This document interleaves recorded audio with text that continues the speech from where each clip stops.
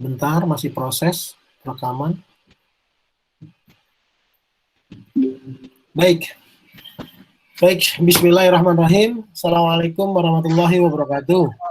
Waalaikumsalam warahmatullahi wabarakatuh.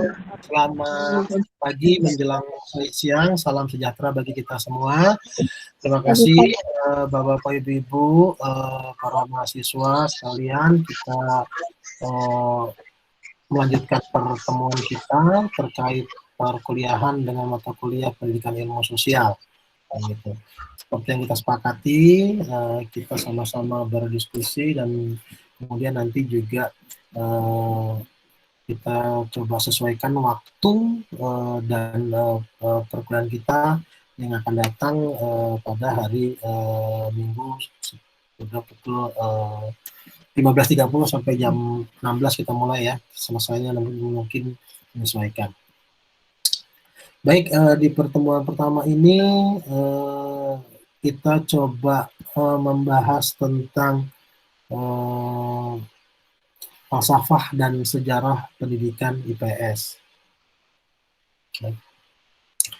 Jadi dapat dipastikan bahwa pembelajaran pendidikan ilmu sosial ini adalah bagaimana kita belajar dan membahas tentang hal-hal atau kebijakan, kemudian problematika, kemudian juga strategi berkaitan dengan implementasi pendidikan ilmu sosial. Nah, sebelum kita berbicara tentang pentingnya pendidikan ilmu sosial itu, kita coba untuk membahas tentang filsafat pendidikan IPS. Di mana suara saya terdengar? Jelas? Kedengeran Pak, jelas Pak. Jelas Pak. Di mana kita bicara filsafat pendidikan adalah ilmu yang menyelidiki tentang hakikat pelaksanaan pendidikan yang bersangkut dengan tujuan pendidikan, ya, latar belakang pendidikan, cara dan hasilnya, yang berhubungan dengan analisis kritis terhadap struktur dan kegunaan pendidikan itu sendiri. Pendidikan ini pada dasarnya adalah merubah perilaku. Jadi ketika kita berdiri sebagai seorang pendidik, kita bertugas merubah perilaku. Merubah perilaku ini tidak serta-merta kita melakukan atau melaksanakan kegiatan pendidikan, perilaku peserta didik itu berubah, tidak. Ada proses. Perilaku yang tadinya belum tahu menjadi tahu, akan berubah. Maka keberhasilan pendidikan itu dapat dilihat secara sederhana manakala kita dapat merubah perilaku peserta didik. Nah, yang terjadi saat ini adalah kita hanya bisa melaksanakan proses pendidikan dengan tujuan merubah angka atau nilai. Seorang peserta didik dikatakan lulus atau tamat melaksanakan satuan pendidikan dengan mata pelajaran tertentu manakala dia sudah bisa melampaui KKM, dia sudah bisa mengisi soal dengan baik. Sebetulnya tidak. Kalau kita bicara keberhasilan peserta didik hanya berasal dari nilai yang dapat ditorehkan, ya kita akan tersingkir dengan Google. Kenapa? Peserta didik ketika menjawab pertanyaan, mereka tinggal tanya Google, selesai nilai tinggi. Tapi bicara tujuan pendidikan adalah berubah perilaku. Kita bicara pendidikan ilmu sosial, merubah perilaku peserta didik yang tadinya mungkin belum memahami dan mengetahui karakter jujur itu seperti apa. Dengan adanya pendidikan dan pembelajaran karakter, kita bisa merubah. Yang tadinya peserta didik tidak jujur atau belum mengetahui kaidah-kaidah kejujuran, menjadi lebih paham dan mengerti dan merubah sikapnya. Tapi yang terjadi kan tidak seperti itu. Yang penting nilainya bagus, ya udah. Bicara tentang materi keberagaman, yang penting dia tahu dan paham tentang keberagaman, dapat menjawab soal tentang nilai-nilai keberagaman, selesai. Itu belum tentu merubah karakter. Nah, bicara tentang hakikat pelaksanaan pendidikan, bagaimana kita melihat tujuan pendidikan itu? Tentunya bukan hanya dari aspek itu, banyak sekali aspek untuk kita menilai dan menganalisa tentang pelaksanaan pendidikan. Kemudian dikatakan filsafat pendidikan IPS yaitu praktek tentang ilmu-ilmu sosial agar para peserta didik mampu memahami masalah-masalah sosial yang dapat mengatasi serta mengambil keputusan yang tepat dalam masalah yang dihadapi dalam kehidupan. Ini kenapa menjadi penting saat ini? Karena pada dasarnya hablum minallah, kita bicara hubungan dengan makhluk-makhluk manusia lainnya gitu ya. Ini sudah mulai tergerus, sudah mulai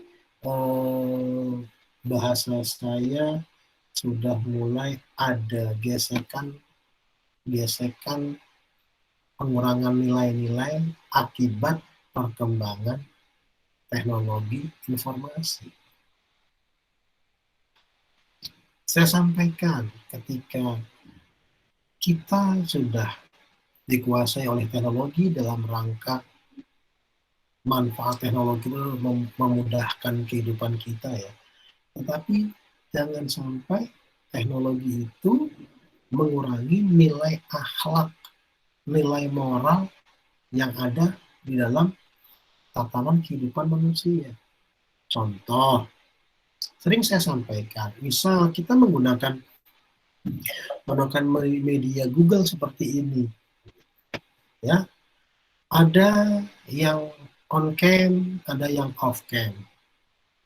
Kita tidak tahu nih, yang off cam itu dengan HP-nya ditaruh di meja, dianya nonton TV, sehingga tidak bisa mengikuti dengan baik perkuliahan, tidak bisa mengikuti dengan baik persoalan-persoalan yang dibahas. Nah ini kan dampak dari teknologi yang secara tidak langsung saya katakan membiaskan sisi-sisi akhlak, sisi-sisi sosial, nilai sosial masyarakat. Yang sekarang katakanlah nilai silaturahim hanya cukup dilakukan say hello di grup media sosial. Sehingga kita tidak tahu lagi ekspresi persoalan yang ada di dalam masyarakat ini dapat terdeteksi dengan baik dan benar. Orang bisa memberikan informasi yang palsu, orang bisa membuat hoax. Ketika kita bisa bertatap-tatapan, katakanlah saya bertatapan dengan Bu Mela, dengan Bu Yuyun, dengan yang lainnya, secara virtual kita bertatap-tatapan, tetapi secara hablum minannas tidak bisa. Ada yang terpaksa mungkin, ada yang memang dia berupaya 100% untuk melaksanakan perkuliahan. Ada yang tadi sambil bekerja umpamanya, ada aktivitas lain, laptopnya di on cam, kemudian tinggal begitu saja, itu tidak bisa diukur. Nah itu yang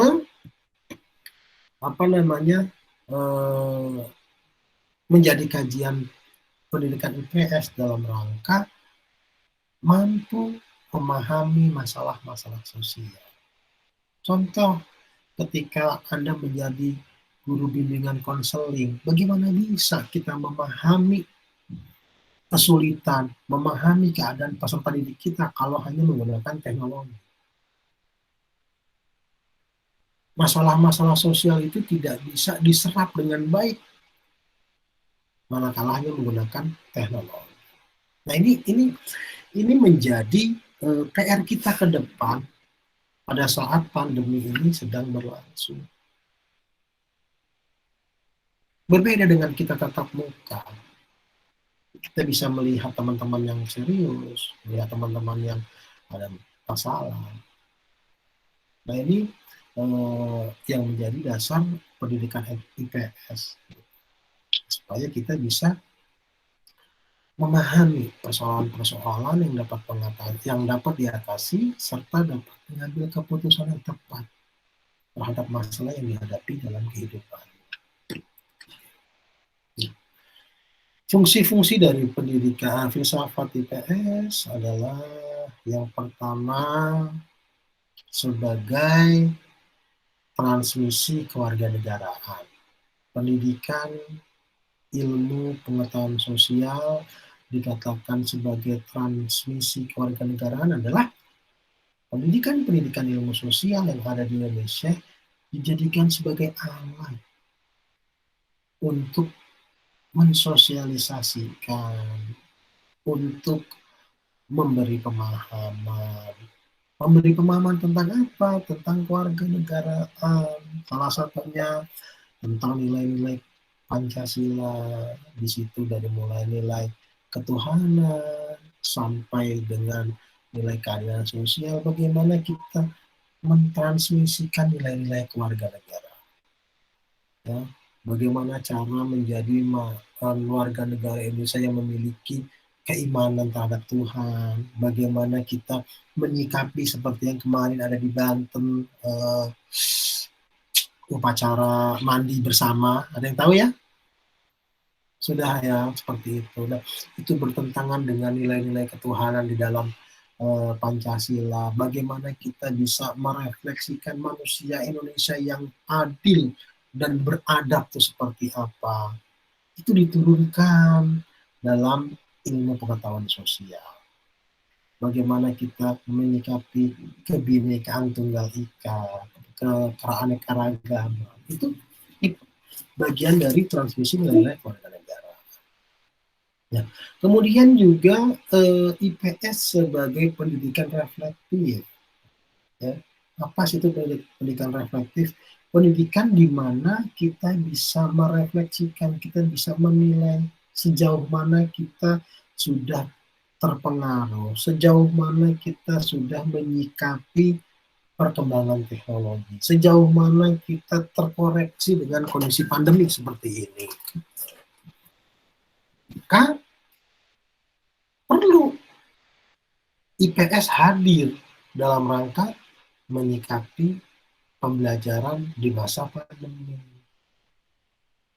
Ini kan mulai ada pergeseran yang tadinya kita bisa belajar secara tatap muka, sekarang tatap maya, kita identifikasi efektivitas pembelajaran secara daring apakah bisa menyelesaikan persoalan-persoalan sosial. Saya katakan tadi, ketika kita di dalam satu ruangan, kita bisa menyamakan frekuensi, semangat, ya, atmosfer ruangan.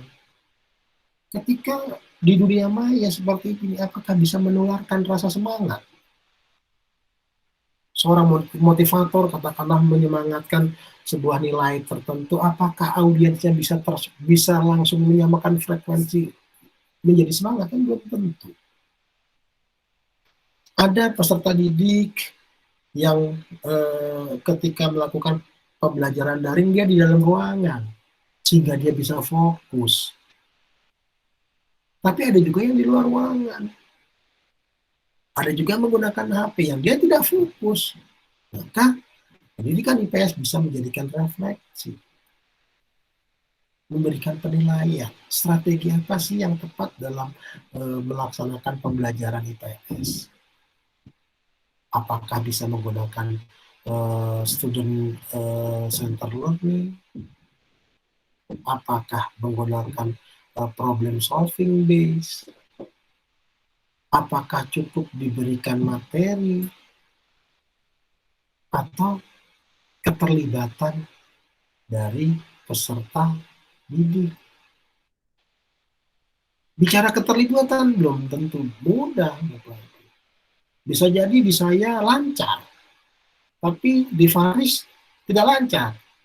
Bicaranya terputus-putus. Sehingga pesan komunikasi saya tidak 100% sampai ke Faris. Itu juga menjadi satu catatan dalam rangka kita membuat refleksi pendidikan terkait dengan ilmu pengetahuan sosial. Nah, yang berikutnya ilmu pengetahuan sosial sebagai kritik kehidupan sosial. Ya, pasti. Karena ruang lingkup ilmu sosial adalah mengkritisi, bukan mengkritisi ya, mencakup sikap dan perilaku kehidupan baik individu maupun kolektif yang ada di masyarakat. Misal penolakan tentang vaksin, itu bisa kita jadikan kritikan hidup sosial. Kenapa sih sebagian besar rakyat Indonesia menolak melaksanakan vaksin atau belum care terhadap 3M, sekarang 4M? Maka IPS sebagai ilmu ya bisa membuat kajian terkait penyebab atau karakteristik kebudayaan mengakibatkan masyarakat di daerah tertentu tidak menggunakan vaksin, tidak menggunakan masker. Itu sebagai kritik. Misal bicara tentang mohon maaf, dinamika saat ini kehidupan demokrasi kita yang dinamikanya sangat cepat, itu juga memberikan kritik sosial. Apakah itu dipengaruhi oleh tingkat pemahaman politik suatu wilayah tertentu atau tingkat pemahaman politik yang dipengaruhi oleh tingkat pendidikan dan lain sebagainya? Itu bisa dijadikan kritik sosial. Dan yang berikutnya juga sebagai pengembang pribadi seseorang. Kita bisa belajar tentang bagaimana kita menjadi seorang motivator, kita menjadi seorang entrepreneur yang baik. Itu bisa juga dimulai dari kajian-kajian ilmu pengetahuan sosial terkait bagaimana kita menciptakan teori-teori marketing, promosi. Kan belajar dari kita memahami teori-teori behavior masyarakat, konsumen behavior, perilaku konsumen, ya kan, perilaku peserta didik, itu dari ragam-ragam ilmu sosial.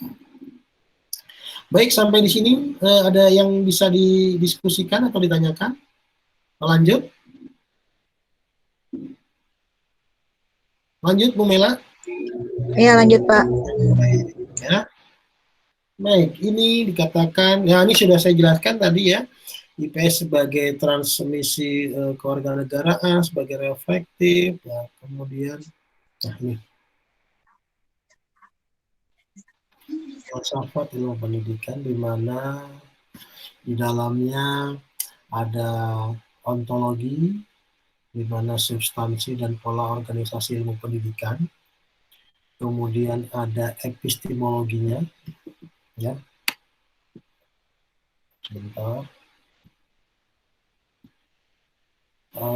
objek formal dan material ilmu pendidikan, itu objek formal itu ilmunya dan materialnya itu kasus-kasus yang akan kita bahas. Kemudian metodologi, di dalam IPS juga ada metodologi, ya, bagaimana dia bisa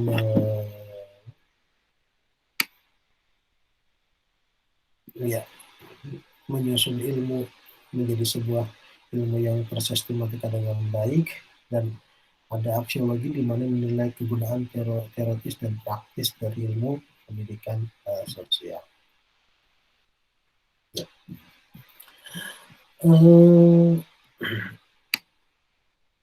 Unsur-unsur yang akan kita teliti dalam ilmu pengetahuan sosial, yang pertama adalah perkembangan sosial. Tadi sudah sedikit saya singgung terkait perkembangan sosial, di mana perkembangan sosial ini banyak sekali dipengaruhi oleh teknologi saat ini. Kalau zaman dulu mungkin dipengaruhi oleh geografi dan lain sebagainya dan seterusnya, sekarang lebih banyak dipengaruhi oleh teknologi. Kemudian dengan kondisi saat ini, ya perkembangan sosial misal zaman dulu kita diajarkan untuk kita bersalaman dengan orang yang lebih tua, cium tangan. Dengan kondisi ini, boro-boro salaman. Say hello aja kita banyak kita lakukan. Sehingga banyak sekali nilai-nilai ya, sosial yang ada di masyarakat berubah mengikuti dinamika perkembangan sosial yang ada. Yang ini yang harus kita teliti. Kemudian juga sikap peserta didik. Assalamualaikum, mohon maaf telat Pak. Ya silakan. Sikap peserta didik ya, yang dipengaruhi dengan berbagai macam indikator ini juga terkoreksi. Dan ini yang menjadi salah satu kajian dari ilmu pengetahuan sosial. Kemudian kesadaran sosial. Ya kita coba melihat manakala ada sesuatu kejadian yang sifatnya harus dibantu atau sifatnya harus mengedepankan nilai-nilai kesadaran manusia, ini kita juga harus teliti. Misal ketika pada saat adanya kecelakaan, bagaimana sih tingkat kesadaran sosial masyarakat membantu menyelamatkan kecelakaan? Atau ketika ada ibu hamil, ada orang tua yang masuk ke dalam kendaraan umum, apakah kesadaran sosial untuk memberikan kursi itu masih ada? Atau pura-pura tidur dan pura-pura tidak tahu? Ini kan banyak sekali terjadi. Nah ini unsur-unsur yang harus diteliti. Kenapa itu bisa terjadi? Dan bagaimana kita bisa mengatasi?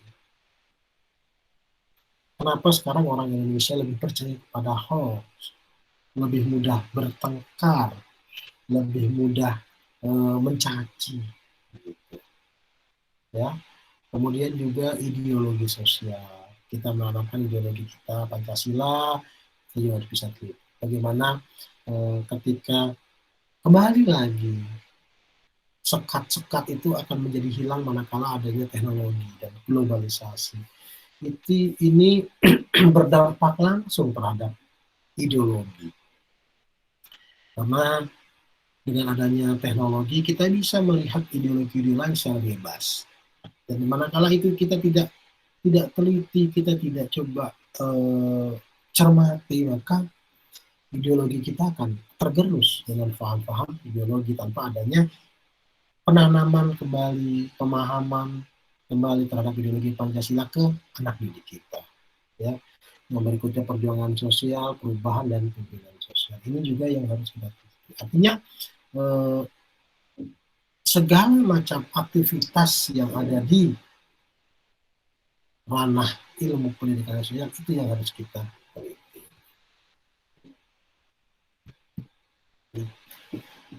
Nah, di sini dikatakan bahwa IPS sebagai kajian akademik merupakan perkembangan ilmu pengetahuan yang berhubungan dengan praktik bidang pendidikan. Pendidikan IPS bukan hanya mengajarkan ilmu pengetahuan yang pada peserta didik, tapi juga harus mengajarkan tentang makna dan nilai-nilai atas ilmu pengetahuan itu untuk kepentingan kehidupannya ke arah lebih baik.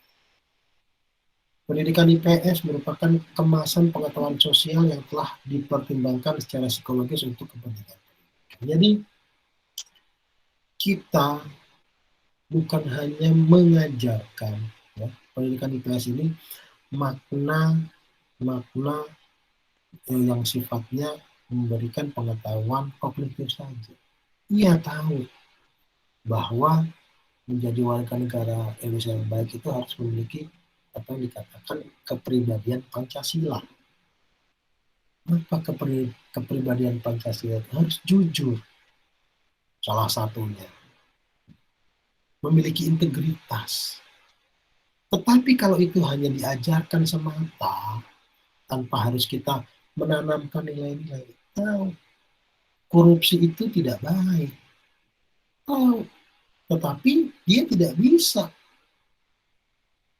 meninggalkan praktek-praktek korupsi. Karena apa? Yang ditanamkan hanya pengetahuan, tapi bukan implementasi. Ketika dia dites secara psikologi gitu kan, dia paham, dia jujur, dia integritas. Sebatas tahu, bukan sebatas bagaimana pengetahuan itu menjadi landasan dalam bersikap, dalam berperilaku. Contoh halnya banyak sekali ya, kita bicara orang yang katakanlah secara physically dia alim, ya gitu. Dia menutup aurat, yang sopan, santun dan sebagainya. Tetapi di sisi lain dia tidak bisa melakukan perilaku jujur, masih korupsi. Yang dinilai jangan, mohon maaf ya, jangan jilbabnya, karena jilbabnya agamanya itu berdiri sendiri. Yang korupsi itu kan orangnya.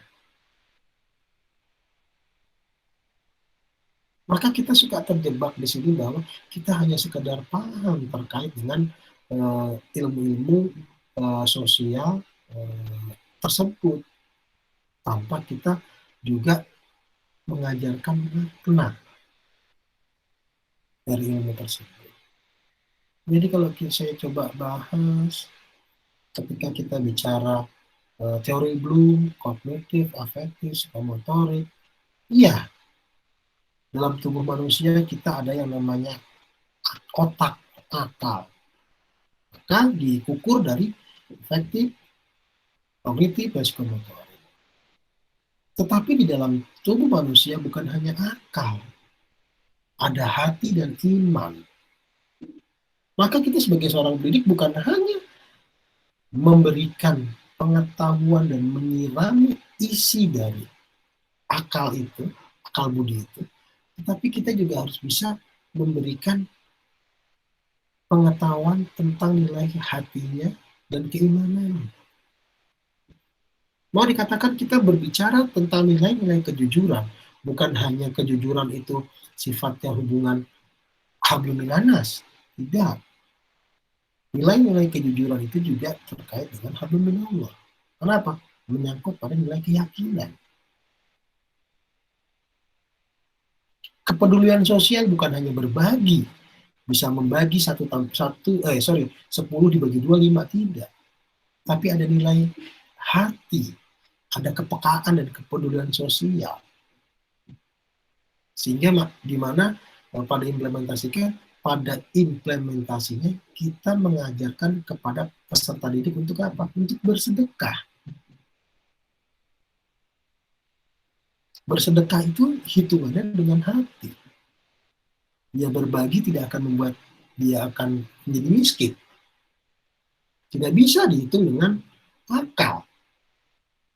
Kita punya duit 1.000, kita sedekahkan 500 akan miskin. Kalau dengan akal, iya akan miskin.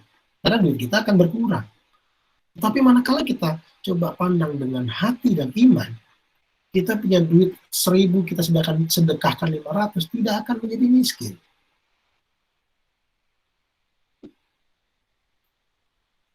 Maka kita sebagai pendidik, kita bukan hanya mengajarkan ilmu pengetahuan, juga harus memberikan dan mengajarkan tentang makna dan nilai-nilai atas ilmu pengetahuan tersebut. Ya. Ya. Ada pertanyaan? Kita lanjut ya ke landasan IPS. Kenapa di Indonesia disahkan pendidikan IPS? Yang menjadikan landasannya adalah PP nomor 19 tahun 2005, pasal 7 ayat 3, dikatakan bahwa kelompok mata pelajaran ilmu pengetahuan dan teknologi pada SMP, madrasah, SDLB, dan paket A atau bentuk lain yang sederajat dilaksanakan melalui muatan atau kegiatan bahasa, matematika, ilmu pengetahuan alam, ilmu pengetahuan sosial. Ini landasan kita. Ya, kemudian dikuatkan juga di pasal 70 ayat 2 dan 4 bahwa pada program paket A gitu. Ini nanti dikoreksi kalau ada peraturan yang lebih update ya. Dikatakan bahwa di program paket A ujian nasional mencakup bahasa Indonesia, matematika, IPA, IPS dan seterusnya. Kemudian pada paket B juga dikatakan mencakup bahasa Indonesia, bahasa Inggris, matematika, IPA dan IPS. Ya, ini terkait dengan SD, MI, SDLB paket A dan paket B. Kemudian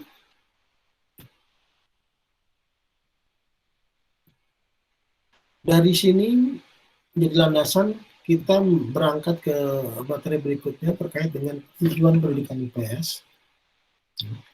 Secara teknis, tujuan pendidikan IPS adalah bagaimana kita mengajarkan konsep-konsep sosiologi, geografi, ekonomi, sejarah dan kewarganegaraan, baik pedagogis dan psikologis. Kemudian mengembangkan kemampuan berpikir kritis dan kreatif.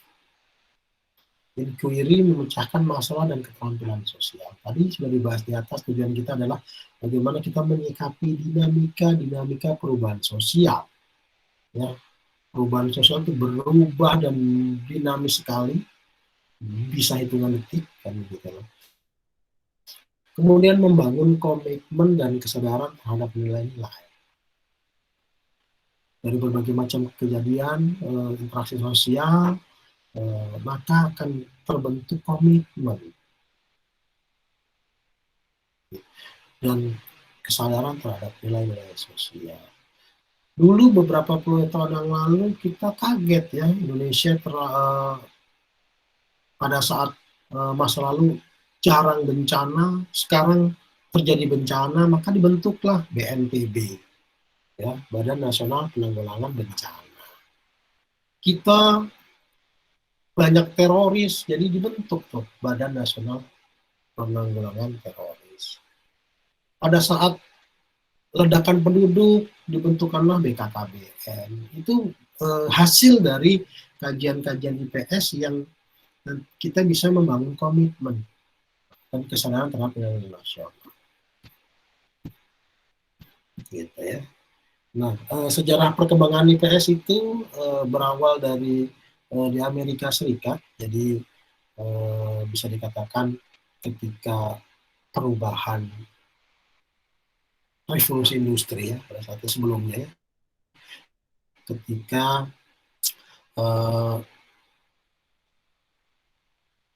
tenaga manusia, keterampilan manusia itu digantikan dengan mesin.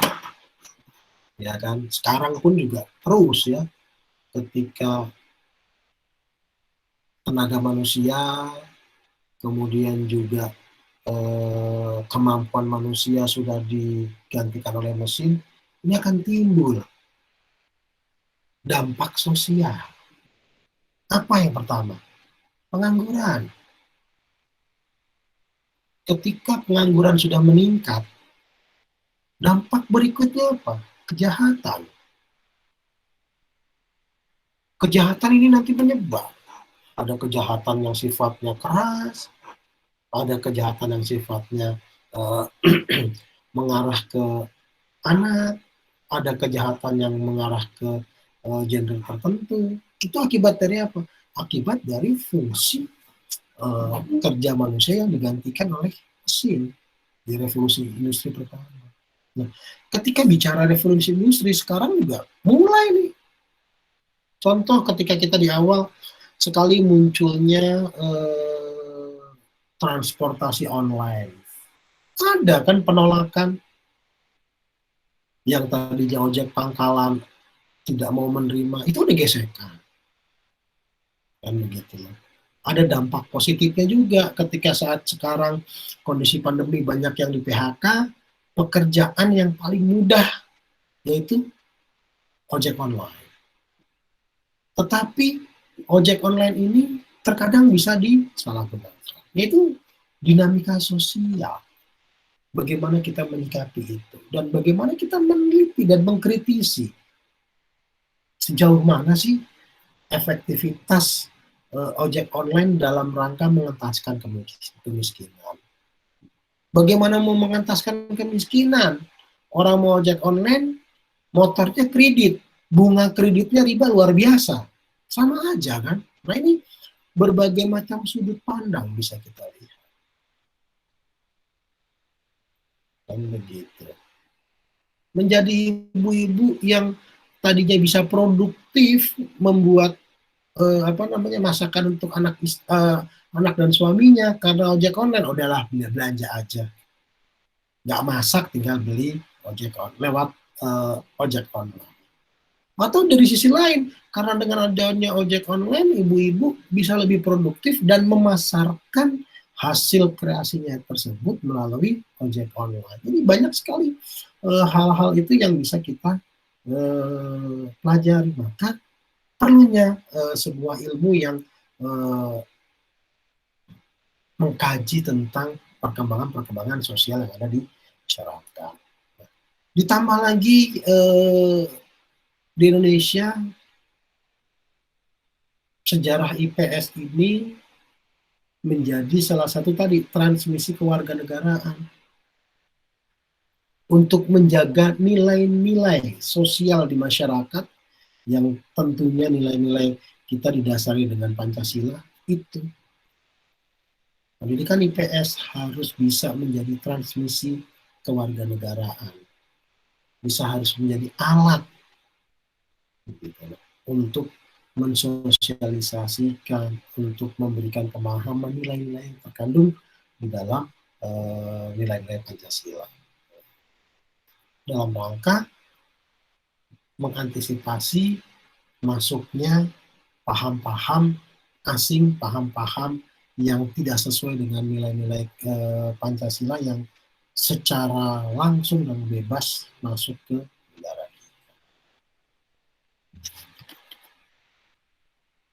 Nah ini masalah nasional, ya.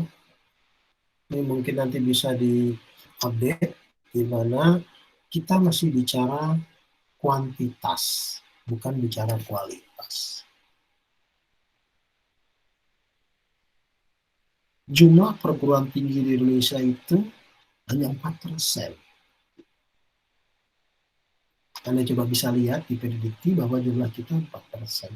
Dan sebagian besar itu jumlah pendidikan di Indonesia ini kebanyakan diselenggarakan mandiri, swasta. Karena satuan pendidikan yang diselenggarakan oleh pemerintah masih sangat kecil. Belum bisa semua diselenggarakan oleh pemerintah. Tapi yang menjadi permasalahan, terbantunya kita dengan satuan-satuan pendidikan dan perguruan tinggi yang mandiri, yang swasta. Di satu sisi membantu upaya pemerintah dalam mencerdaskan kehidupan bangsa. Di satu sisi standar pendidikan ini tidak sama.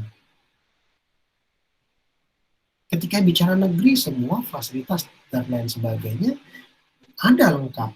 Tetapi ketika bicara satuan pendidikan swasta, tidak sesuai dengan kebutuhan. Sementara swasta ini banyak sekali. Dan ini yang menghasilkan kualitas kita yang masih rendah. Oke, kalau kita bicara STKIP ini negeri, sudah jelas. Sarana, prasarana, semua didukung oleh pemerintah.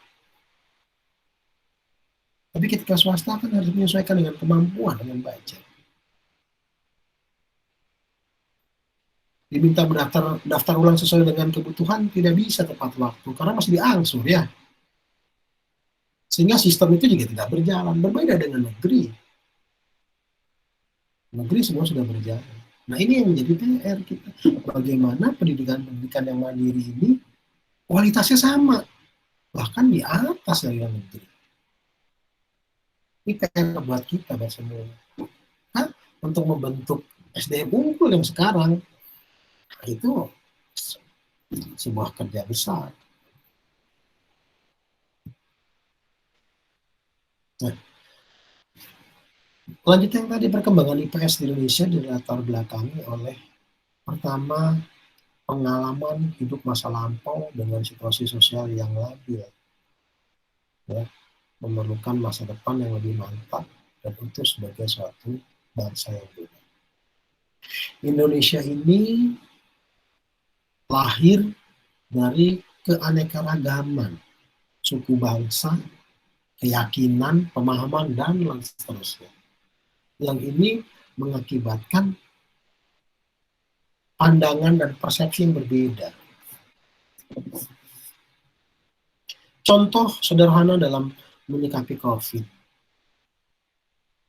Masyarakat di DKI Jakarta akan berbeda menyikapi dan menanggapi kondisi COVID-19 seperti ini dengan masyarakat yang ada di ujung Papua. Mungkin di sini protokol ketat karena aktivitasnya begitu padat. Tapi yang di daerah yang tidak pernah dikunjungi oleh orang-orang luar daerah mungkin tidak seketat kita. Yang ini yang melatar belakangi perilakunya berbeda juga menyikapi. Gak usah jauh-jauh ke Papua lah. Kita bicara ke daerah Purwakarta atau Sumedang yang di ujung gunung ya, yang interaksi dengan orang luarnya sedikit, itu akan lebih santai menyikapi COVID. Ya, itu juga dipengaruhi oleh laju perkembangan pendidikan, teknologi, dan budaya. Ini pun mengakibatkan perlunya kebijakan pendidikan pengajaran yang seirama dengan laju perkembangan tersebut.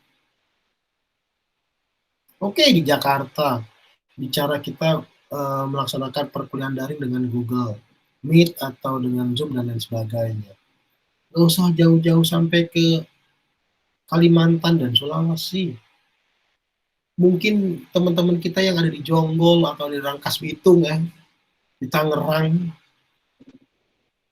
perbedaan kualitas sinyal itu terjadi sehingga perkembangan efektivitas pengajian juga terpengaruh.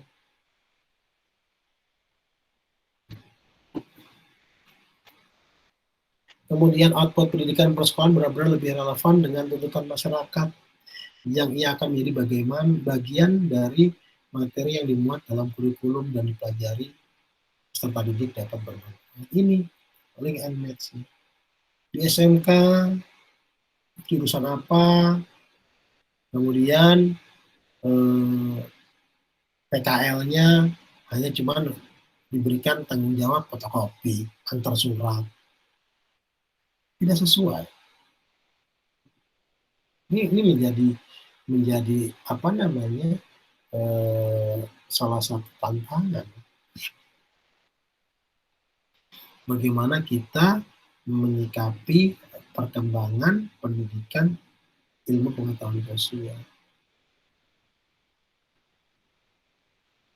Maka coba kita lihat manakala di Jakarta atau di kota-kota besar melihat output pendidikan persekolahan, itu akan berbeda dengan sekolah-sekolah yang ada di daerah pinggiran Jakarta yang dia berinteraksi dengan dunia industri. Di Jakarta bicara sekolah kejuruan mungkin administrasi perkantoran, gitu. Mungkin teknik jaringan harus disesuaikan. Kalau di Jakarta dibuka tenaga listrik, dia mau prakteknya jauh-jauh ke Tangerang dan Bekasi. Makanya juga kita juga mengkaji dinamika sosial, persoalan sosial apa yang bisa diselesaikan dan disiapkan dalam rangka menyesuaikan antara kebutuhan yang ada di dalam masyarakat dengan pemenuhan kurikulum yang kita buat. Ini semua berkembang. Baik, sampai di sini ada yang bisa mau ditanyakan? Oke, ini sudah. Baik, sampai di sini ada yang ingin didiskusikan terkait dengan filsafat pendidikan IPS?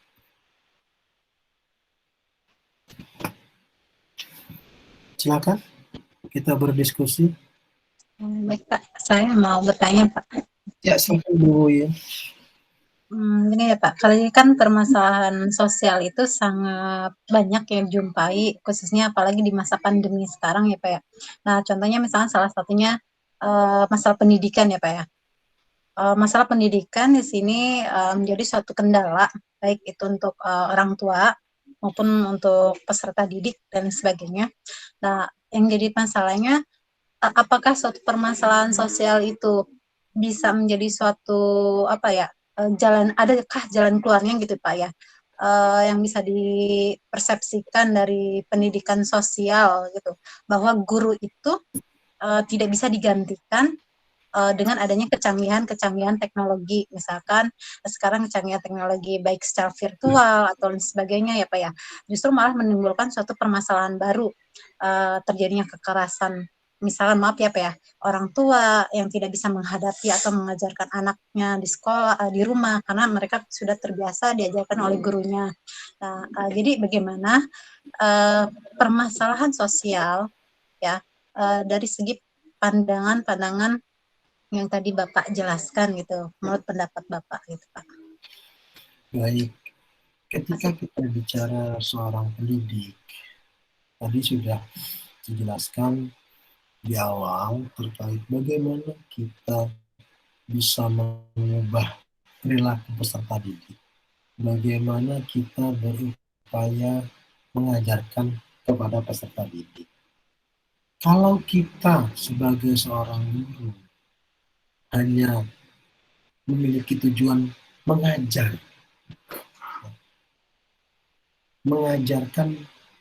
makna dan mengajarkan secara kognitif tadi saya, itu suatu saat kita sebagai seorang guru, sebagai seorang pendidik akan tergantikan dengan Google. Apa sih yang dimaksud dengan latar belakang IPS? Apa yang Anda ketahui tentang filsafat pendidikan IPS? Kalau hanya saya mengajarkan itu, Anda tinggal lihat di Google.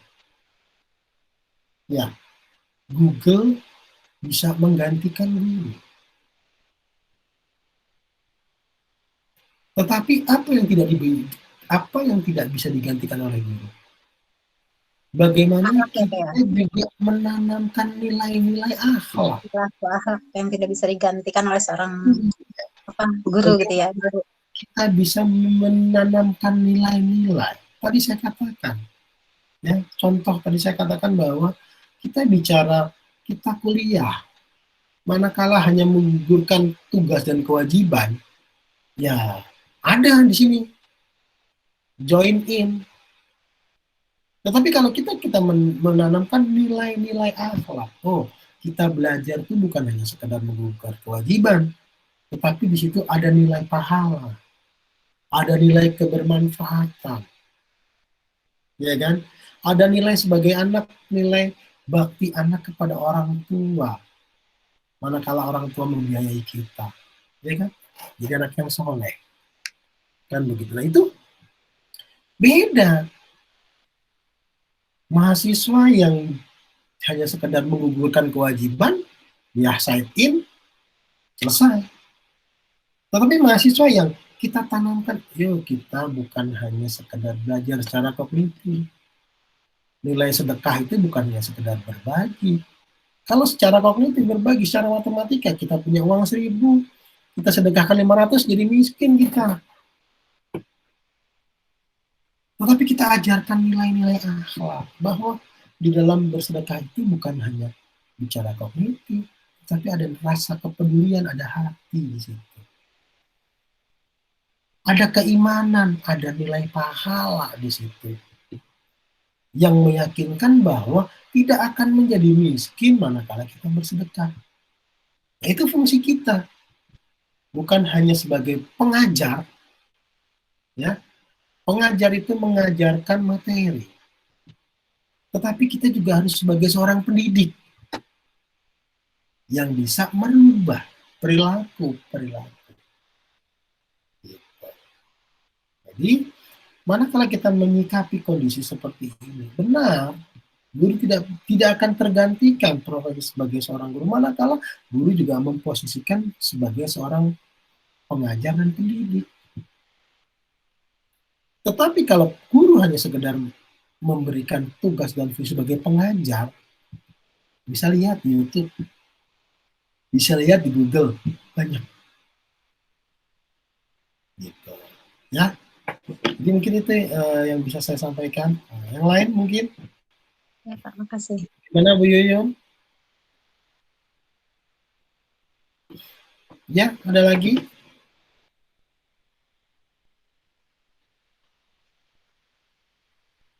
Baik, kalau tidak ada saya akhiri. Cukup? Bu Mela cukup? Cukup, Pak. Oke, teman-teman yang lain cukup ya. Baik, kita sama-sama saling mengingatkan. Saya berharap kalau kita ramai seperti ini, lebih bisa diskusi kita lebih bisa meriah lagi ya. Jadi mudah-mudahan minggu depan kalau kita sepakati di hari Minggu, materi ada di website saya. Ada sudah membuka website saya? Sudah, Pak. Nah, baik, nanti coba kita diskusi bersama. Kemudian insya Allah hasil dari pertemuan ini yang saya rekam akan saya upload di YouTube saya. Nanti teman-teman bisa melihat sebagai bahan atau referensi kita dalam belajar bersama. Ya. Baik, kalau tidak ada, saya akhiri perkuliahan kita. Semoga kita selalu diberikan kesehatan ya Bu, Bapak Ibu. Kemudian juga kita diberikan kemudahan oleh Allah, oleh Tuhan Yang Maha Esa dalam rangka kita terus belajar dan menggali ilmu pengetahuan ya. Salam untuk keluarga terdekat, selalu jaga kesehatan. Mohon maaf kalau dalam penyampaian ada hal-hal yang kurang berkenan ya. Saya akhiri perkuliahan kita, sampai jumpa minggu depan. Kemudian nanti WA grupnya diupdate lagi ya. Terima kasih sebelumnya. Assalamualaikum warahmatullahi wabarakatuh. Waalaikumsalam warahmatullahi wabarakatuh. Terima kasih, Pak. Terima kasih, Pak. Terima kasih Pak.